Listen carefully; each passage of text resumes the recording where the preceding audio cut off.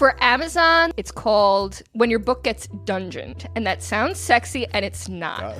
It does, sexy. Right? They should have picked like... Daddy Bezos just put me in the dungeon. It sounds Shake like your ass in the air. Be like, what are you going to do? What are you going to do? The name of it should be Amazon Shit All Over Me and My Hard Work. No, so when your book Which you also can't do in an erotica. Not on Amazon, anyway. What are you going to do, Daddy Bezos? Are you going to not sell my book? Not sell my book so hard, please. But first, a word from our sponsors.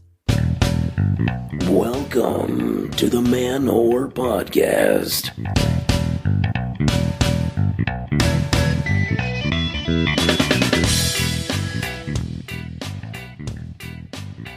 Shout out to Molly, to Tina, to Mary Jane, to Captain Cody, and to all the people with names that are slang for drugs. This is Billy Presida, and you're listening to the Man Whore Podcast. Some of you might be thinking, I can't believe I'm about to listen to a Man Whore Podcast. Well, you better believe it, sweetie. Been bringing sex-positive conversations to you every Wednesday for over 10 years now. That feels nice to say. What's up? What's up? This week on the show, I have got on erotic author Thea Landen. She has a new book out now called The Hummingbird and the Hawk, and we were brought together by pegging. Before I say more on that, the Naked Comedy Show tickets are still available for this Friday's lineups. I got 2 killer shows, 8 o'clock and 10 o'clock at the Hacienda in Bushwick. Get $5 off your tickets when you use code BRINGATOWEL. Because if you are going to get naked in the audience, you should sit on a towel. We also are selling towels. It's okay if you forget one. Hope to see y'all there.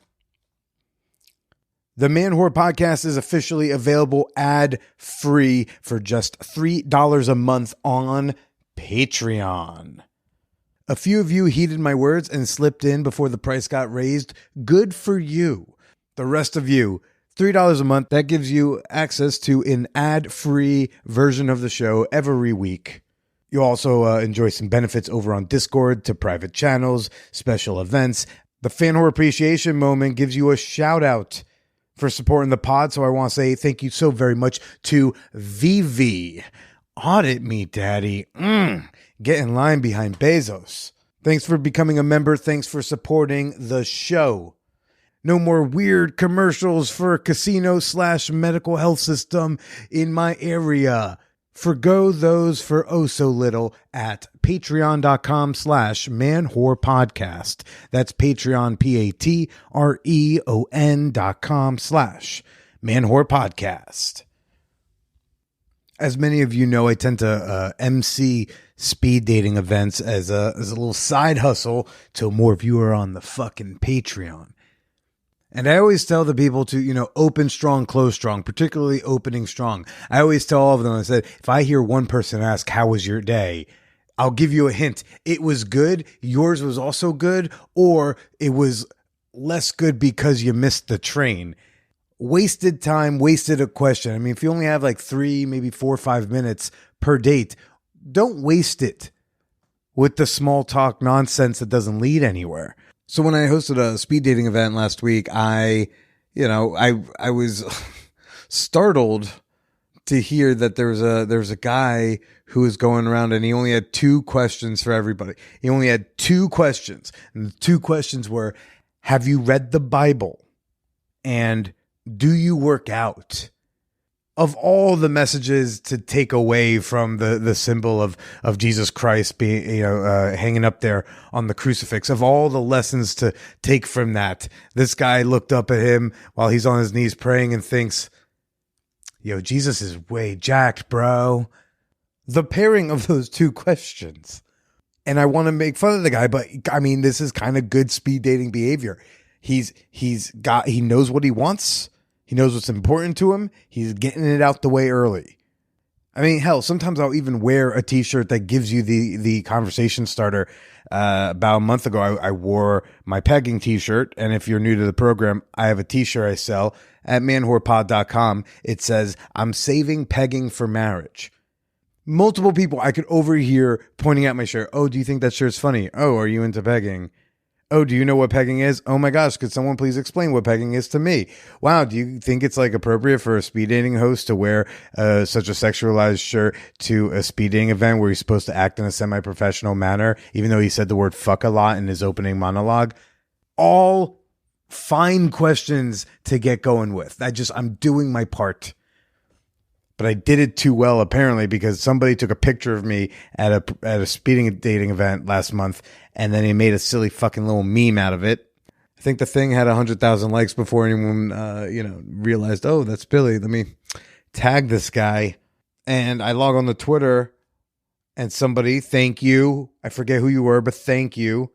You saw this week's guest, Thea Landen, post and share this meme. And was like, actually, hey, that's Billy Procida, which connected us. Turns out she don't live too far away, and so we met up at my mom's house in New Jersey to do an episode of the show. And not only do we learn more about fan fiction and how to implement consent and safer sex in erotica, but we also hear about the trials, the tribulations, the struggles, and the necessity of selling erotica on Amazon. And at the end of this conversation, you'll hear her do a little reading of an excerpt from her new book. So we're going to do some ads, which if you go join my Patreon, you will never have to listen to again. But for the rest of you, without the $3, consider the Ford F-150 because the F stands for fuck. And then Thea Landen. Enjoy ad-free episodes at patreon.com/manwhorepodcast. We'll keep it vague for now. Okay. I work in the legal field. No, it's fine. You're going to have this reaction. I'm like, okay, how should I start this? Anyway, his name came up in a deposition, but he wasn't a named party, and he didn't do anything bad. It's just like, oh, a client of mine, Billy Procida, referred this to who, that, whatever. So when I first learned your name, I'm like, this sounds really familiar. I go back into my files, because just a couple months ago, I'm like, oh, okay. And then finally I figured out it wasn't you. It was your father, I'm assuming. Yeah, no, it sounds like that. Not a lot of Billy Procida out here, but you are an erotica writer. I am. All the dirty words. And all of their synonyms. Yes, I have several erotic. I should know the plural of this if I claim I'm right. Thesauruses. Thesaurusi. I have more than one thesaurus. I bookmarked one thesaurus and then another and then another. Uh-huh. There we go. See, I fixed that. So yes, I have several of them bookmarked because, yeah, you got to mix things up. You can't just say cock all the time, even though it's a really good, firm word. Yeah. Fellas, take note. Get some synonyms under your bag. Yes. You can't just keep switching between dick and cock and dick. Exactly. And then I throw a penis in there. I go like, that sounds clinical. So... It's like you ever read a scene and someone said, and then he did this to my vagina. Like, oh, are you at a doctor's office right now? That's sad. Like, I think you should only use penis to say when you're talking about the flaccid version of this penis. Yeah. And then I was like, that's okay. But when it was like, yeah, and then I took his penis in my mouth. And I'm like, is this your first penis in your mouth? I mean, it could be. I personally don't really like writing virgin works. I like people to have a little more experience under their belt, or I don't know. I feel like it's awkward. But who knows? It could have been the first penis in her mouth. And how long have you been doing erotica? Oh gosh, a while. My very first book was published in 2012, which feels like a million years ago, and then it was republished last year. So yeah, did you update it for pronouns? Is that? No, it was with a small indie press, and they shut down in 2020, and all of the rights reverted back to me. And I said, okay, well, what am I going to do with this? Now, it was my very first book, and while some of my friends have been nice to me, I went back and I looked at it. I'm like, oh no, this is shit. This is terrible.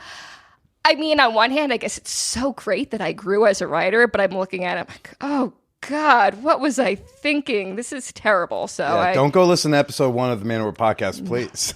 Don't go look at my early tweets or Instagram reels or whatever else I do on the internet. And what made you get into that in the first place? Where does every writer start? Fanfic. Nerdy fanfic. And yeah, The sexy ones are popular. Well, then we'll even go further. Then where's your introduction to nerdy, sometimes sexual fanfic? I'm such a nerd. So you're probably sitting here thinking, oh, what a normal looking, well put together soccer mom. No, I'm a nerd. I'm a big nerd. Be a nerd. Nerds I'm welcome. Such a nerd. Okay. So the old Sega Master System and Sega Genesis series, Phantasy Star, that was my first love with games. Phantasy Star? Fantasy Star. And it's with a PH, too, because we have to be cool in Japanese. But what was Oh, it? it's sci-fi, fantasy. It was a game? Yeah, Like, yeah. Okay. The very first game was on the Sega Master System because I am an old person. Yeah. And then the next 3 were on the Genesis. And then they came out with online versions. Some I played with more than others. But yeah, when I was in middle school and high school, those were my games. I loved those games. And then I got older. It's like, cool, let's make the characters fuck. And that was well received. So I figured, oh, I guess I'm good at that kind of writing. And eventually that turned into, let me see if I can write something with my own plot and characters. What was your introduction to fanfic? The Phantasy Star series had its own separate site because this might have even been before the days of fanfiction.net. Okay. I think that's it, which came up later. So like, if you were a fan of anything, you really kind of had to search different fan sites. It wasn't all assembled together like fanfiction.net. Now it's Archive of Our Own or AO3. So I did the fantasy. Is AO3 Archive of Our Own, or is that Yes. a separate one? Okay, Yes. Is that what that means? Yeah. AO3? Of Our Own. Yes. Okay. Oh, did we just have a learning moment? Yeah, I'm so... I don't know this fucking world, but I have a lot of That's fine. fans who are like really into fan fiction and erotica. Are they writing fan fiction about you? That's a great question. You need to look now. Do any of you have an answer for that? So you stumbled upon that through this video game you were really into. Eventually, yes. Like I said, way back in the day, for us old people, you had to go to your individual fan sites. So there was a Phantasy Star fan site. Again, remember, I prefaced this with, I'm a giant nerd. There was a stretch of time where I was writing Law and Order fan fiction, chung chung, and there was a separate... You're laughing at me. Why are you laughing at me? It's fine. I get it a lot. No, just I've never heard of Law and Order fan fiction There was a whole website, like an online magazine dedicated to it. Do you remember what it was called? Oh, shoot. No, I don't. I bet I have it, though, in, like, my old college email, the read receipts for submitting to them. Do you remember any of, like, any particular, like, anything you wrote that was any of that? Well, we know that... Oh, are you a Law & Order fan? Do you know the characters? No, but I'm sure that they will value whatever the words you say. Okay, well, there was a whole thing with the character Jack McCoy always sleeping with his younger female assistants. Okay. So I did a few of those. Those were fun. But reading... the gay fanfic is still what sells and what sold, not really sold because there was no money involved, but like 20 years ago, if there were 2 male characters on the show, you can guarantee that someone wrote about them having sex on a desk. That's fascinating. Right? But like, what is it for you to like be into something, whether it's this video game or Law and Order, and to like eroticize it? Because like I'm really into the NFL, and I've never like created some sort of like sexy plot that like might happen like back in the locker room. Well, first of all, the NFL's in fiction. It's not like it's wrestling. Right. And I think with any sort of fiction, games, movies, TV shows, whatever, it's like you see 2 characters and you want them to be together, but, the creators of whatever it is, they aren't going to listen to you. And sometimes if they do listen to you, then it turns out like garbage. So I think that's where a lot of the fanfic comes from. They see these 2 characters that they really, really, really want to bone. And no one else is going to do it, so they have to take matters into their own hands. And that's the attitude to do that. And you were like, what, college, what you say, when you were submitting this stuff? The really spicy, explicit ones, yeah, I started that in college. See, I was a good girl. What was your favorite? And so what became like your favorite realm of fan fiction? Like what was your favorite show to do that with? Not show, but back to video games, because that's what I do. I don't know if you've played any of the BioWare games. Mm-mm. I am a big Dragon Age and Mass Effect fan, and those fans are thirsty. They are all about the sexy fanfic, especially Mass Effect, when you have different species. It's like, we fucked everything there is to fuck on Earth. Let's try aliens next. And would that carry over into like private fantasies that you would have? Me personally, no. But I have found out, like, people on Etsy are making a killing with their, like, well, they can't say what fandom it's from for copyright reasons, but, you know, an alien species, which is very much like this one from Mass Effect. Here's a dildo, you know, like I imagine it would be shaped like, because obviously they don't show that in the game yet. Not yet. Yet.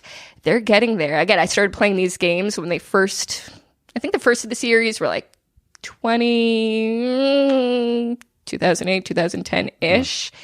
And the last Mass Effect game that came out, Mass Effect 4, was a couple years ago. I'm like, oh, that is pornography happening on my screen, and I am not opposed to it. I'm okay with it. I'm just not expecting it. But wow, that is where their entire animation budget went. And tentacle porn is like all the rage. Oh, right it is now. all the rage, yes. People love that shit. They do. So how did this one like really start selling erotica? Like, because all that fan fiction was like freely available. Right. And now we're talking about like turning it into commerce. What's that process like? Where do you sell erotica? At the very beginning, I decided I didn't want to go down the self-publishing route right away, because what did I know about anything? And the answer is not much. And I still claim I don't know much, but maybe a little bit more. My first book that I wrote that was not fan fiction, not stealing other people's stuff, I submitted to a few smaller indie publishers. One of them sent me an offer. I was assigned an editor work with, which was the greatest thing ever, because she kicked my ass, which is what I needed. It's like, this is too many comma splices. This is too many adverbs. This. Again, I needed that ass kicking. And I worked with them. I worked with another smaller indie publisher who was great. But now I think I'm far enough along. I want all the control. Yeah. I want to be in charge of the release date, the cover art, the formatting, everything to go along with it. So I don't know if I would recommend self-pubbing for someone who's just starting out, since it's good to have another set of eyes on the work. Aside from the business of it, are there like certain trends you see that change of like what the people are into or what they want?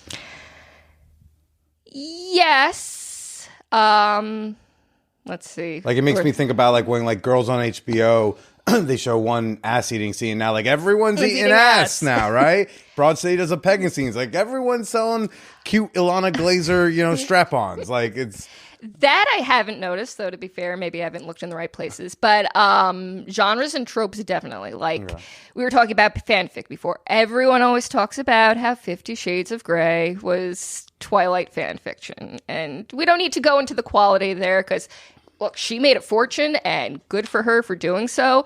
But for a while, vampires were all the rage. Right. And werewolves are, there was some werewolf stuff going on, too. Now I'm sure you've heard Romantasy, which is fantasy romance. I just got a newsletter from one of the services I'm signed up for. It is one of the hottest Amazon keywords right now, Romantasy. If it's just fantasy, you have your wizards and your dragons and your magic and your court of people who are backstabbing each other to get to the throne. And all of that is still there. They're just fucking on the page. We did an episode like a couple years back that was like all on erotica, and I had a bunch of different authors, but apparently I learned there was a difference between like erotica, erotic fiction, and like romance novels. Yes. And so like the romantasies feels like it's sounding like the in-between, the erotic romance, probably. People will argue with you all day over which one's what, and I don't claim to have the answers, and I also don't really feel like arguing with people over this particular topic. But generally, erotic romance, if you could take the sex out of it and it's still the same story, that's why you put the romance in there. Erotica is, if you take the sex out of the story, you really have nothing left. And I would say I write both of them. I do have some erotic romances where it's like, okay, could you argue that this sex scene's gratuitous? Probably. Does it need to be there? Probably not. Did I have fun while writing it? Of course I did. And people appreciate that. And then I have others out there, like my most recent one. I think I did the math. It's 10 chapters plus a prologue and epilogue. And out of those 10 chapters, 6 of them have sex scenes. I'm like, oh, maybe I went overboard a little bit in that one. Is that overboard, though? No, it's not. I'm just... I would imagine... Like, I'm trying to be coy here. I'm like, no, it's all sex all the time. Go read it, please. But well, no, I figured like every chapter would need to have at least like a some hand stuff going on. Because I think erotica, I don't know. I feel like with 10 chapters, though, you need a little little bit of a plot, just a tiny bit to keep things moving along. Or like, because, chapter 1, they fucked this way. Chapter 2, they fucked that way. Mm-hmm. Chapter 3, they fucked that way over there. Chapter 4, they're on the balcony. Why not? You need something a little more than that to keep people hooked. Well, because like I used to read like back in the day, like when I was in college and high school, I would read Literotica a lot, or like any sort of like erotica site like that. There was like another one called MC Stories, which is all just mind control. Yes, and then I am familiar with both those sites. Oh, yeah. This basement saw a lot of mcstories.com. There's that dash in the middle always tripped me up. And so, but there was like, I like the ones that had enough plot that I knew the why we were doing this, right? It's like there's someone put something in the water and now this whole town is fucking. I need that. Yes. And I need to know what I need to know the delta. I need what was this neighbor's relationship before it went in the water? And now I know what it is after. Like I always appreciated that. But like there was still some, a lot like action every X hundred words or so. But I've never like read like a whole book of erotica. Okay. What does it do for you that other pornographic material doesn't? Again, as we said, you need to have a plot going. And I'll be perfectly candid with you here. As a reader, sometimes I want that whole plot to move things along. Like, give me the dragons, setting each other on fire, and then someone go fucks one of them. Great. There are other times, depending on what kind of mood I'm in, I just go right to Amazon, put in whatever in particular I'm looking for, like just throwing out an example, age gap romance. Okay, this one's only 30 pages long. I don't think I'm getting a lot of plot here, but you know what? This is what I'm in the mood for today. Just, get something out of the way in 10 minutes. Let's go for it. And that's what Kindle Unlimited is for, where you can read them for free with your subscription. But like, but was it that the written word does for you that say like visual depictions don't? I think with any sort of book, you can sort of imagine the action as it's happening, imagining yourself in place of one of the characters, maybe. In general, when you're writing, and this doesn't have to do with erotica, this is just good book writing advice.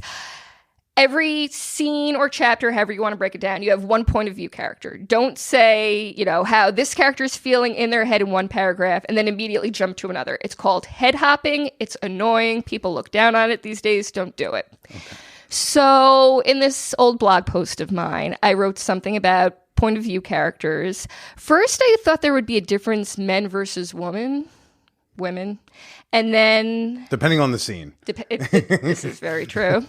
And then I realized the trend that emerged, look at me sounding all fancy. The trend that emerged was usually the point of view character was the less dominant of the pair, regardless of gender, which made me think when people are reading, I guess, and again, mileage can vary. This is all subjective. If they're reading and they're imagining themselves in the point of view character's point of view, I guess it's more enjoyable to read about things being done to that character or the reader versus having that character doing the doing, if that makes any sense. Absolutely. I mean, I'm not like a traditional dominant, but you don't want my POV if I was being the dominant one and if I was switching it up and doing that, because it'd be me constantly going like, oh God, I hope I'm not hurting there. Ah, shit, I hope this is the right level of hair pull. That's not as sexy. You can make it work, though. They'd be like, oh, I can't masturbate to this man being so nervous. But again, mileage varies, and you can switch it around. And I have written from the point of view of someone more dominant. Maybe not exactly like, oh, did I pull her hair the exact right amount? But more of, okay, let's see, how am I going to phrase it? I guess women all, I just generalize. I guess readers also wouldn't mind reading the whole dominant thing, like, oh, she drives me so crazy, I just can't control myself. Let me pound her into this mattress or whatever the case may be when I'm not just making it up on the spot. But you know what? Any level there is, there's bound to be readers out there. Like sometimes I'm editing something, I'm looking over what I wrote. I said, is there enough explicit consent in here? Am I skirting the line a little bit? And I know there would be readers who'd be like, oh no, that's way too tame. Right. Pull out all the stops. Go crazy. Less consent, yes. Right? Which I mean, like, have you written rape scenes in any of your erotica? I have not. I'm a firm believer of enthusiastic consent, which can take a lot of different forms. I mean, you're not in every scene, you're not going to have them sit down like we're sitting down here, with a contract. Okay, say you can do this on this date, this on that date, do this, but not that. But again, the enthusiasm, making sure the other person's into it. For me personally, that's what I like to write. And again, I know there are writers who take it somewhere else, and that's fine, and they have the audiences, but I feel better when I know both fictional people are into it. What sort of stuff do you do to keep the spice of an encounter spicy, but also give a little drops of, hey, and these are reasons why, that even non-verbally they could tell that everything's on board? Well, another debate in the erotica writing community is birth control and safe sex practices. I was next going to also ask about depiction of condoms or not. Yeah. Yeah, that's a whole spectrum. There are some people who say erotica is fantasy. It's not necessary. You don't need to include that. If you're submitting to a publisher, a lot of times they will even put right in the submission guidelines, you need to deal with safe sex practices on the page. And I can see both sides.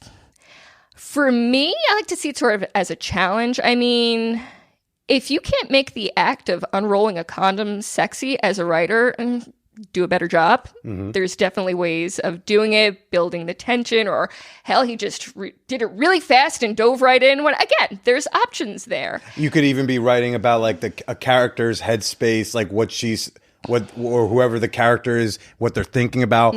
Like, and as he ripped open the gold foil, then here's all these thoughts in my head, and then you can just get into it, and you never said the word condom. And I know, my friends and I, what do we say? A really good word, the crinkle of the condom wrapper. Okay. Uncrinkling. I did that out of order, but you know where I was going with. No, crinkle's a good word. Yeah, we don't use it enough. No. And then you unroll it down the shaft slowly. Right. There's nothing wrong with that. I mean, porn has a similar debate that goes on. I mean, there's some performers who they exclusively do condom scenes. And it's like, so there is an element of trying to make that look sexy, or sometimes it's not even making it look sexy. It's just, it's a thing that's there, and like deal with it, type, whatever.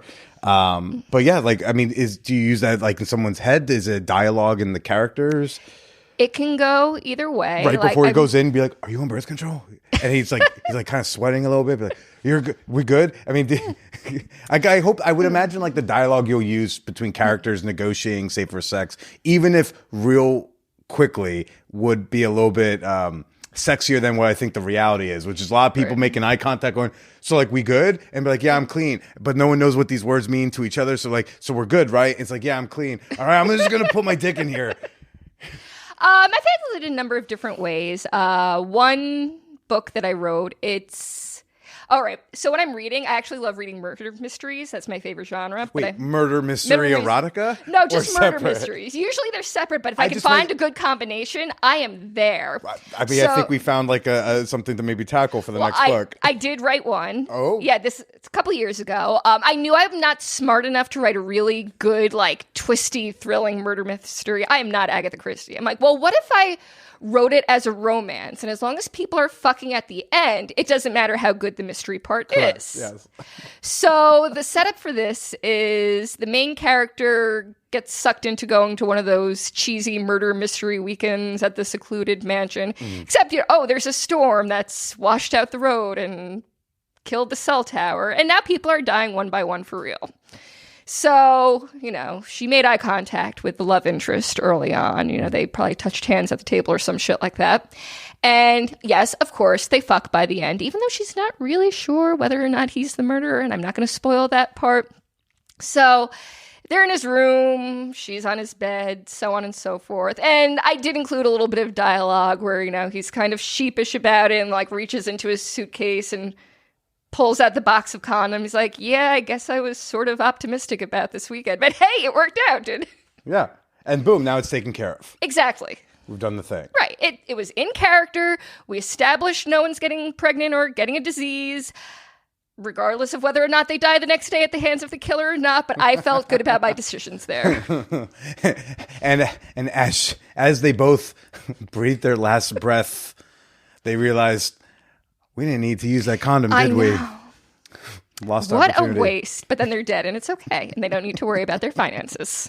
But it sounds like that's a hotly debated. So, like, I mean, when you read erotica, what role does that play into you being turned on by it or not? My Number one, hated, I don't know if we're going to call it a plot device or a trope or what, but what I hate, despise. Am I emphasizing this enough about my strong feelings? Accidental pregnancy. Okay. Fucking hate it. Babies are not sexy. It's like, have you spent time with a baby? Not sexy. So there was one book I read, and this is going back a number of years, so I don't remember the title off the top of my head. And I knew where it was going. I'm like, oh, she's going to get pregnant, and she's not going to be happy. Because, she's like, I don't want kids now. Like, there was like, the writer went out of her way. We use the term foreshadowing. If we all took 6th grade English. Yes. Fancy foreshadowing. The foreshadowing of the accidental pregnancy, which really pissed me the fuck off, and I almost threw the Kindle across the room. There was this whole weird thing where, like, she was sick. She had the flu. She threw up that morning and didn't know if her birth control pill was in the vomit, which also not sexy. Why are we doing this? It's not my book. And then even though she was like vomiting that morning because of the flu, the 2 guys she was in a relationship with, because that's the kind of book I chose to read, they convinced her to fuck them anyway, even though like 3 hours earlier she was vomiting up her birth control pill, but now, okay, fine, like, rail me on the table. And as soon as I read the bit about her vomiting up the birth control pill, no, she's going to get pregnant. She probably even said something like, I really don't want to get pregnant right now. And then she goes and fucking does it anyway. And it bothered me so much. So I'm telling you right now, you will never find an accidental pregnancy in any of my books. And if it means I have to be really specific about pills, condoms, whatever, sure, because we are not having unplanned babies at the end of my books. So your own writing is usually going to be something that turns you on. It's not always just, this is what I know is going to be received well. Yes and no. There are some particular acts where I am personally not a fan, but if it fits in the story and it makes sense for the characters, yeah, sure, I'll take one for the team and do some research and read those stories. Okay. No, honey, I'm watching research videos. Please, no, that's all. I'm like, buying the next Kindle book. Like, is this a tax deduction? It might be. I mean, do you find inspiration from your experiences, or do you find like maybe you're finding more experience from your fantasies that have not been realized? Probably more the fantasy level. I mean, okay, I've been married for 12 years now. I don't want to make assumptions about I marriage. know. I go to a lot of play parties where we're like, yeah, no, we got a babysitter tonight. So I don't know. More power to them. No, I would say definitely more fantasies. And again, I mean, if you're talking about fantasies specifically, unfortunately, the technology is not quite there yet for us to be fucking dragon shapeshifters. One day, I do have my fingers crossed for you. Right? But until then, I mean, but when I meant fantasies, I think a little bit more like fantasies of things maybe one would want to do, things we fantasize about. I think, and maybe this is an unfair assumption of me, but I gotta imagine like a lot of moms out there reading erotic fiction, in a little bit of a sense of wish I could go out and get something that now in this sometimes monogamous married commitment I'm in, I cannot go forth and actualize. I got to imagine that like erotica for many serves as some sort of conduit for that. And so that's why I was a little curious if there's like any element of like, that's a thing I'm probably never going to do now at this point. So let me put into these words as a way to make it as real as it's ever going to be for me. If that made sense. It did make sense. I'm just trying to think. I mean, as we all say when we're writing, there's probably a little piece of me in every single one of the characters I created, for better or worse. And yeah, maybe some more than others. I mean, I have a book out there where some of my friends were like, is that you? That's you. I'm like, no, it's not completely me. Maybe a little bit. Maybe a little bit. But then other ones, no, it's just a world apart for who I am as a person. But again, all the drawing on your life experience bullshit that makes a good book, I guess, and put it in there somewhere about the emotions, the feeling. I mean, yes, I will admit to you here on your podcast, I have had sex before. I know what it's like. So I can incorporate that into my books. I don't have to do research about the actual physics of it. Sure, but there's like a lot of, sex acts that are, can be out there. And then when you say, well, look, I've been married for a bit of a time, what I think I'm supposed to take from that is like, look, yeah, there's a lot. I've been with this guy a long time. And so there are definitely some things I've not gone to do. When you realize like I'm with the person who I want to have kids with, I want to build a life with, and monogamy is probably involved in that. in your head, was there a little bit of you had to give a little baby funeral for some sexual fantasies that you thought maybe you were going to get to? Honestly, no. I mean, again, I realize the title of the podcast I'm on right now and where it came from. I had my fun in my early 20s. I didn't go crazy, but I had my fun. So, yes, when I got married, there wasn't any sort of sense of, oh, no, now I'll never be able to do X, Y. So, all right, I'm good. I am never going to be the whole sultry, seductive, mysterious type. Again, we were talking about makeup before, too. Like, I don't know how to do my own eyeliner. Like my hair's blonde, but it's fun. I guess in some ways that is a little bit of a fantasy for me. Like I get to be someone else. I get to craft this whole persona for myself. People only know what I'm willing to share with them, and that's a little fun. A little, break from the monotony of making the kids breakfast in the morning and packing snacks, and thank God the school district is paying for lunch now, so I don't have to have that argument every single freaking week when I go grocery shopping. It's good to have a spectrum of experiences. Does your writing ever inspire anything with the husband? Does he ever maybe read something and go like, we could try that if you want to? It's funny. People don't believe him when he says this. He's never read. No, he is an avid reader. He loves reading. He reads every night. He doesn't read my books. He's like, oh, I don't like romance. Okay, sure. I'm not mad about it. Okay. So as other people read them, because he would probably, insist on reading them for free, and I got to be making the money. So, when we were talking before, like what turns you off, and you were like, oh, accidental pregnancy as a trope. Are there any other devices or tropes that happen, like in erotica, where you're just like, couldn't be me, hate this, I'm putting it down? I do not find the inclusion of the word cervix to be sexy. And they were like, oh, he was so big, he rammed right against my cervix. Okay, that feels ouch. like a man wrote it. Maybe. I've read it by women, too. And even not the whole, ramming thing, because I think most... Are we sure, though? I've interviewed a couple of erotica authors with female names that were actually one, dudes. It's someone I am acquainted with in the erotica writing spheres. The others is, when he comes inside her, and he's sprayed cum all over my cervix. That's a little better, and it won't make me put down the book, but at the same time, I don't love that visual. I don't even know if that's the right way to describe that visual, but I'm also a dumb man. Is it? Do I spray it onto the cervix? I felt like it was more of a go maybe in. You spray it all over the place and the cervix is there. But I know it's just not, I'm not a fan of that. I feel like I would always... I would be distracted if something felt like it was just anatomically wrong or didn't make the most sense, right? Oh, please. Yeah. Oh, yeah. Okay. I have another one too. Oh, yeah. And this is another one. You can interrupt me. They would love that. They'd love anyone who steps to Billy. There's yes, please shut that fucker up. No, this is not anatomically incorrect, but it's another one that bothers me. And I'm very, very careful with this in my own writing.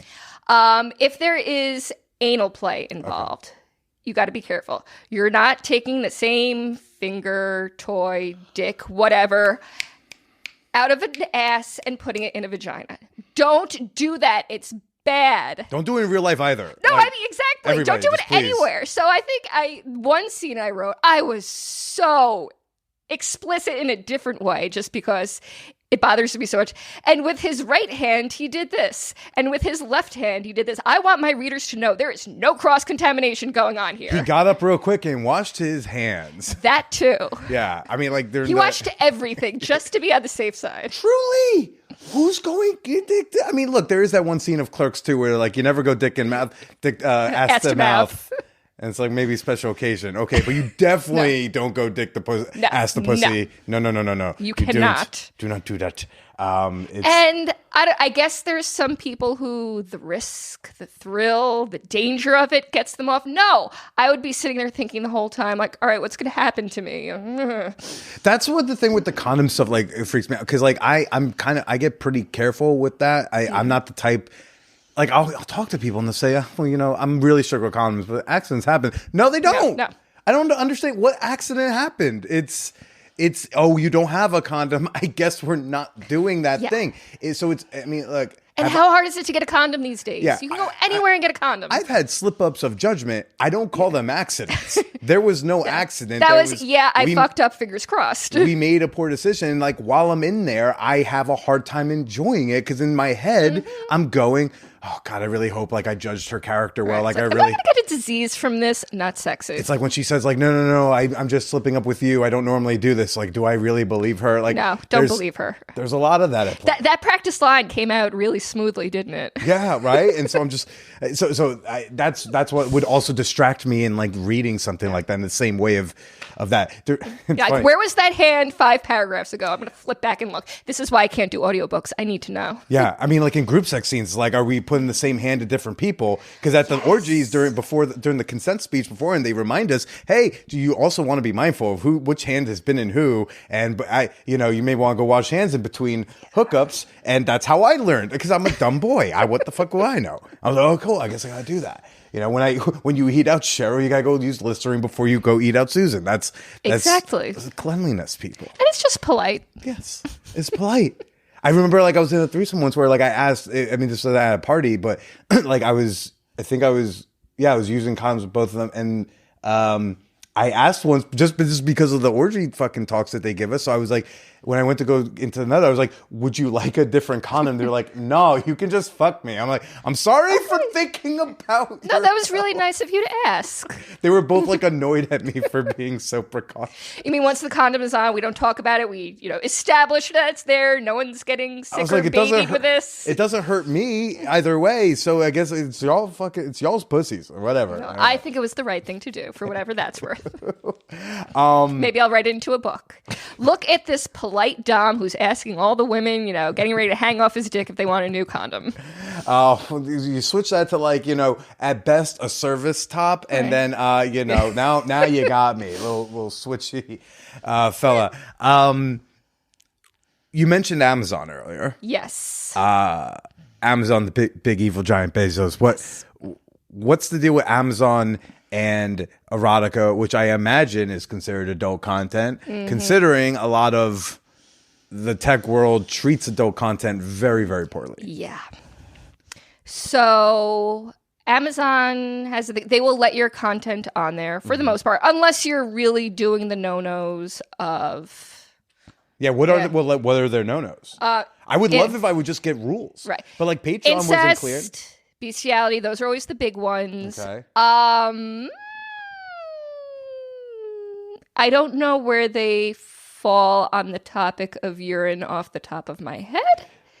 Or like what their hyper specific rules are. Right. There's a graph for like the different like OnlyFans-esque platforms. Okay, there's like this graph that people like continuously update as they change their fucking rules. Yeah. And so each one is like has all these different sex acts, and then for each site it says like which ones allow which. So when you get to water sports, it's not just as simple as water sports. It's a matter of like, well, are they peeing on someone? Is someone drinking the pee? Exactly. Are they just peeing? And they change the rules all the time. Yeah. So drinking the pee might be okay one week, and then the next week it's magically not, and no one notified you, and boom, your books are gone. You want to do the Not drinking pee one, you got to go publish on this other place. It's like that would be Smashwords. But it's exactly that ridiculous. Like you can't do certain things on OnlyFans, but you can do them on Loyal Fans, or just for fans, it's got to be this hyper specific, nuanced version of the thing, and it sounds exhausting to have to professionally keep track of that. For Amazon, it's called When Your Book Gets Dungeoned. And that sounds sexy, and it's not. It does, sexy. right? They should have picked Daddy Bezos just put me in the right? dungeon. It sounds like Shake your ass in the air. Be like, what are you going to do? What are you going to do? The name of it should be Amazon Shit All Over Me and My Hard Work. No, so when your book Which you also can't do in an erotica. Not on Amazon, anyway. What are you going to do, Daddy Bezos? Are you going to not sell my book? Not sell my book so hard, please. All right, so when your book is dungeoned, again, not fun. I know. This is going to be such a buzzkill now. I'm going to ruin your good mood. When your book is dungeoned, it will not show up in the search terms. And trying to figure out exactly why Amazon dungeoned your book is just a fucking colossal waste of time and not a fun activity. I personally have never had a book dungeoned because I try to play it safe, but a lot of my friends have experienced this. So they have to go into your legal background. right. Or just maybe not writing anything too scandalous. But if a book is dungeoned, usually it falls under one of three categories. Number one, the cover was Too much. right. Again, the guidelines change all the time, and it's not like anyone from Amazon actually tells us what the guidelines are. They're just like, just throw dartboards at things and, see what the problem is today. I believe they want everyone to be wearing pants. In the cover. In the cover. So, like, if you had a picture of, say, a woman wearing a bikini top and shorts, and you cropped it so the shorts are no longer showing, that could go either way. And then there's the blurb and the look inside. The blurb being, sort of the description of the book. Not a All these summary. sexy words, look inside. Right, look inside. Look inside However, my gaping asshole that I'm Of the not allowed book. to describe due to rules. Oh, okay, sorry. that's okay. So your blurb. If you have anything they deem... My mother's upstairs, everybody. Would you like to invite her downstairs to the room? Look, I think I've said this before. I don't even know if she knows that I know, but like my parents split up 5 different times before they got back together, and this is maybe a little funnier just because like you apparently know the big man or have heard his name before. Heard him once. when he would move out, we had the Playboy channel as a kid. And I knew I figured out the password. It was my parents' anniversary. Oh yeah, all parents use the same passwords for everything all the time. So I figured out but that was the same password to unlock Playboy channel, the same password to unlock Comedy Central, and I just wanted to watch South Park. And little did I know that, like, I think I also want to watch Big Titties too. So who doesn't? Right, exactly. So, but he leaves, and then when he came back the first time, we didn't have Playboy channel anymore. When he left the second time, we had Playboy channel again. And every time he came back, we no longer played Playboy channel when he left. And I think only like 5-6 years ago that I put together, okay, Mom. Oh, now I get what's happening. Good for her for, I guess, technologically finagling that, though. Knowing to cancel and then reorder. I thought she just like put a block on it or something. No, she wasn't putting the block on. It wasn't matter if we had the thing, but it was always parental controlled. But it was, we either had the subscription for Playboy channel, and then when he'd come back, we no longer had that so on the TV. So I'm like, one, wait, does my dad like not watch porn? And then two, I'm like, oh, Mom clearly watches porn. Before we ended up on all that, we were talking about Daddy Bezos not selling my books so hard. Put me in the dungeon. So there's some shadow banning of sorts that happens over there. There's unwritten rules, it sounds like. There's nothing explicit they'll tell you? Not really. Again, it's a guessing game. Like if something winds up in the dungeon, what part was it and how can I fix it? And of course, you contact customer service and you have to go through the layers of bots first. You have to keep escalating it until you get to a person. And then you have to keep escalating it until you get to a better person who actually knows things. And it's a whole process. And, Was it Smashwords you said is where you can sell the scat I stuff? think so. Great. It's like, they're like, I won't try to sell my scat stuff here. I'll go put it over here. Just tell me the rules. Right. It's like, you know what makes me think of? George Carlin. Yeah. I just wanted a list. Just give me a list of the words I can't say. That's what I asked you before we even got started. Is there anything here I cannot say? And you told me I could say gangbang as much as my little heart desired. All gangbang all the time. As many times as you like. It's all good. That's what I love about podcasting is podcasting doesn't have to deal with this. I can truly do whatever the fuck I want and Apple's not going to take me down. I think we're onto something though with like the pictures of sound waves. You could have a gangbang sound wave. You could put it on a shirt. You could do the wall hang, put it on a mug. Dirty sounds as just like its own little, Etsy branch. Yeah, just like one explosive cunt. It would be beautiful. Just hanging up there in your bedroom above the bed. I love this. I'm nervous about how much I can't afford to love this idea too much. But No, you do pop-up shops and they don't charge you. You don't have to keep the stock on hand. I mean, I don't know how many of your pegging t-shirts you have. I did buy in 2018. I did get 100 of those and 100 of the Stay Slutty panties. So those do live in my trunk. I have some plastic bins because of course I sell through Amazon, but I get the paperback copies for myself to. Right now I'm doing it through Etsy, sell through there. I'll be going to conventions later this year. Yeah. And again, it's a whole numbers game. Like, yes, I want to sell books and I have other merchandise too, but I also don't want it taking over my entire house. Yeah. So right now I think I have like 3 plastic storage containers full of my book stuff. So if you are in compliance with these imaginary rules that you do not know, otherwise... Amazon's a good spot? Like, that's the main... Is that where the bulk of erotica purchases come from? Oh, I don't have that I don't exact know. number. But we always, we were kind of talking about this before, even though it's this big, disgusting monopoly that controls every aspect of our lives. And if we were saying this in my house, Amazon Alexa would be listening in on this and reporting about, is there an Alexa in here? I don't think so. She it's upstairs. Tattling on us to Daddy Bezos. Don't sell my book. Oh my God. No, don't. Alexa, no, you stop. whore. Do it. Please sell it. Don't do it. Don't do it. Don't. Lots of fun times in the Amazon dungeon. Except not really, because they screw authors over. I was going somewhere with this. I think what we're generally talking about is screwing authors over, but there's a necessity because it's such a big marketplace. Yeah. It's where the readers are, just by the sheer numbers. And I mean, Barnes & Noble tried. They didn't really get the ebook community. Kobo tried. There's some there. I think, was it Spotify recently? One of the other audio companies was going to make a real run at I think, do they have Audible? Who owns No, that's Amazon. It's still Amazon. Not Spotify. It's somewhere. I know what you're talking about. Someone did. Yeah, someone bought something. Maybe it was Kobo after all. I don't know. Someone was going to make a run for it, but you have to have the readers first in order to attract the writers. I'm not going to put myself in your exclusive program and, advertise to an audience of 5 people, 3 of them who think sex scenes are disgusting. Right. Exactly. So, Amazon, I think, is still where the readers are, especially in romance, especially in erotica. I don't know if you're familiar with the Kindle Unlimited program. I believe that sounds like a thing that a marketing department came up with. Yes. So for however many dollars it's up to a month, 10, 12, probably more, because Amazon, whatever books are in the Kindle Unlimited program, if you have purchased that subscription, you can read them for free. I do the finger quotes because, you always have the pedantic person out there.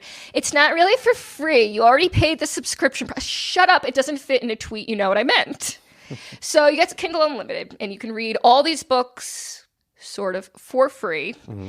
And again, if you're the type of person who's just ripping through erotica books at the speed of light, hey, that is definitely the program you want to sign up for. On the flip side, for authors, pros and cons, as with everything.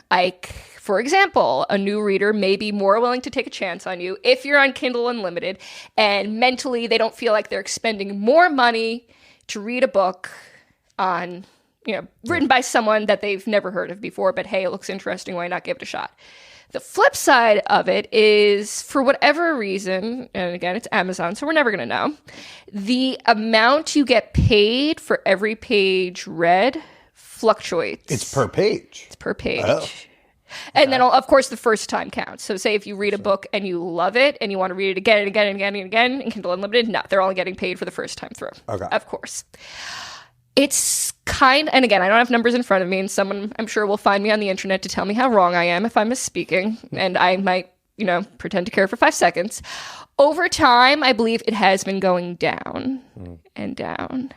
So again, you sort of have to do the business calculations, which is not something any of us artistic types want to do. It's like, do I want to cast a wider net and get more readers and make less money per reader? Or do I want to not be Amazon exclusive? Do I want to sell on other sites? And even if I'm making more per book or per someone reading the book, it might be fewer people reading it. And there's not really a good answer yet.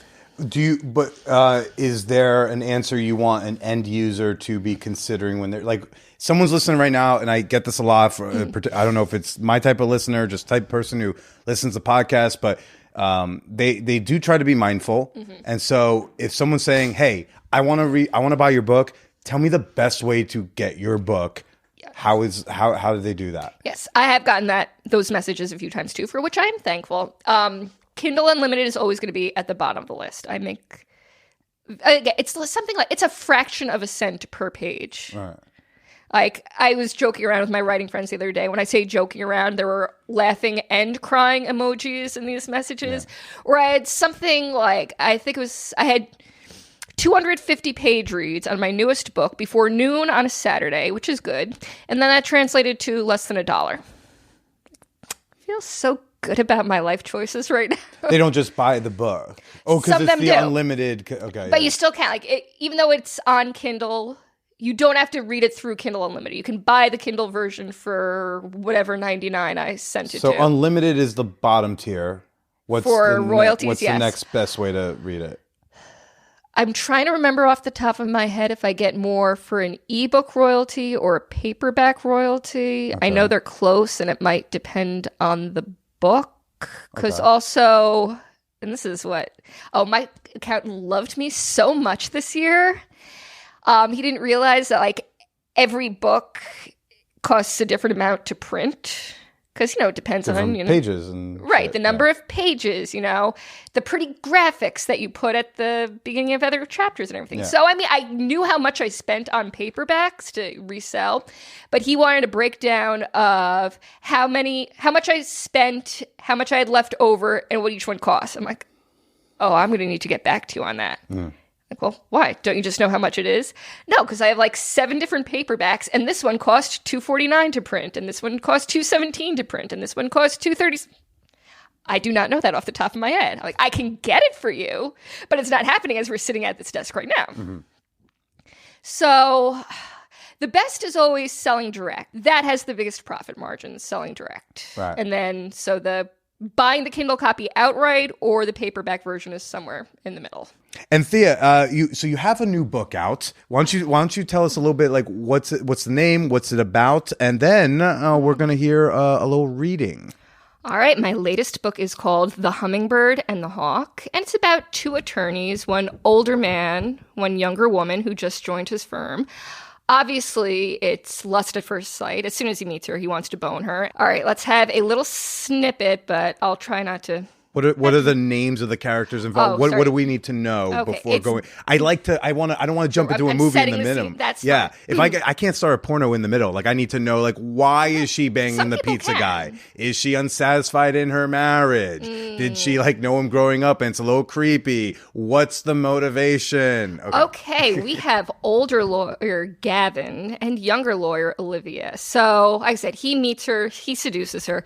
He thinks he's the dominant one, that he's the one in control, but he's not. You got to watch out for those younger women, right? All right, did I set this up enough? Yeah. Do you know where this is going Other yet? than the younger woman part, just because like I tend to avoid them, but like yes, big fan. Okay. Well, not that much. I mean, she graduated from law school. She's not like 18. All right, you probably know where this is going, but it was the only excerpt I could pick for today. So, from The Hummingbird and the Hawk. Similar to the previous night, he lay on his stomach, arranging a pillow beneath his head. He sensed movement behind him, but closed his eyes, trying to recall the intensity of their prior encounter. Olivia settled between his legs, and he heard the click of a bottle opening. One slickened finger teased at him, starting at his lower back and tracing a long line toward the sensitive spot behind his scrotum. Is this the foreshadowing that we were talking about? I think I know where it's going. Okay. He drew in a sharp breath when she cupped his balls, yet remained in place. After massaging the delicate spheres for another moment, she retraced her earlier path, brushing her fingertip across his tight hole. A low groan rumbled in his throat as she circled it with faint pressure, hovering just outside the edge. Little by little, she pressed deeper inside, her finger gliding past any resistance at the rim of his ass. His hips jerked forward, increasing the friction on his swollen cock, but there was no escaping the powerful sensations. She worked another finger into him, thrusting back and forth in a slow, steady rhythm. Gavin's breath came in shallow gasps as he struggled not to squirm too much beneath her. Every movement sent a pulse through his trapped erection, and he was torn between wanting to avoid further stimulation of it and giving in to his primal urges. Olivia paused, her fingers burrowed inside him. "Do you think you're ready for more?" she asked softly. He clenched the pillow and choked out a brief answer. "Mm-hmm." She didn't move. "Tell me what you want." Turning his head, he groaned into the crook of his arm. "Say it." Her fingers curved downward, igniting a fresh wave of pleasure. "Say the words, Gavin." The firestorm coursing through his body made it difficult to think clearly. Part of him hated giving in to her, but his consuming hunger overrode any lingering concerns. She was in complete control. I want you to fuck me. With her free hand, she patted his side. Of course I will. We still going? You know there's a dildo coming up, right? We're aware of the fact that there's a dildo. I think we understand that there are implements that are about to be involved. Yeah. Yeah. I'm going to leave it up to you.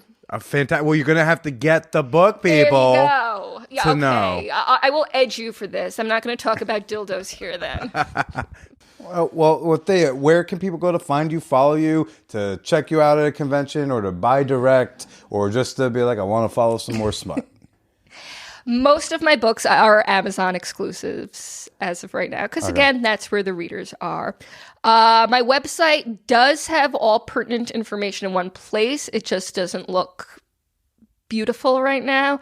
TheaLanden.com. And again, that's TheaLanden.com. I try to maintain a presence on most of the common socials. Twitter is a big one. That's how I found you. Exactly. Found you on the... we connected on the Twitter. Yes, we're not calling it X, by the way. We're just going to keep calling it Twitter. I only dead name tech companies. That's fair. When Amazon changes the name, it's still going to be Amazon. It will be Amazon forever. Yeah. But yeah, you're on Twitter and I'm on Twitter all the time.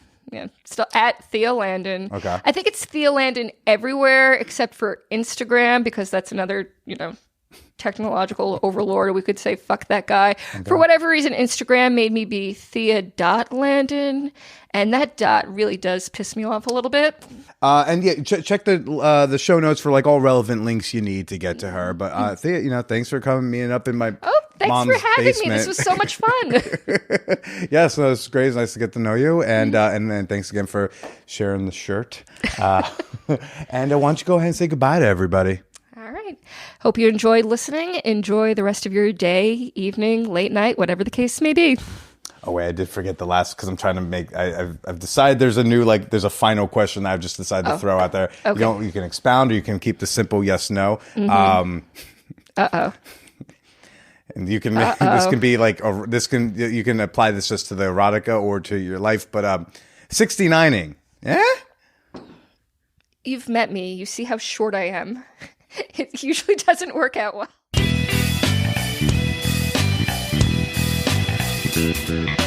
The best place to discuss this week's show is in the episode discussion channel in the Champagne Room, our super free, super fun, super sex positive Discord server. You can also email me your comments, your questions, your criticisms of this week's episode, or really any episode, or about my face, to manwhorepod@gmail.com. Head on over to manwhorepod.com for all your Man Whore podcast needs. Get some merch. Keep an eye out for my upcoming stand-up comedy dates and more. And like I said earlier, you can now enjoy ad-free episodes of the Man Whore podcast on Patreon for just $3 a month. And at the $5 tier, you'll also gain access to over 300 bonus episodes. Become a member today. Support the pod you love. My rent is due soon at patreon.com/manwhorepodcast. That's Patreon, patreon.com/manwhorepodcast. And just like that, I was a near celibate monk, and now briefly overrun enough that I feel like my romantic sexual landscape is sort of settling down in front of me, and I understand like the what's and the who's that are going on at this moment, that I want to keep going on in this moment, and all of a sudden it feels like 2018, 2019 Billy Procida again. Oh, I feel so back. Dungeon me, Daddy Bezos, and stay slutty.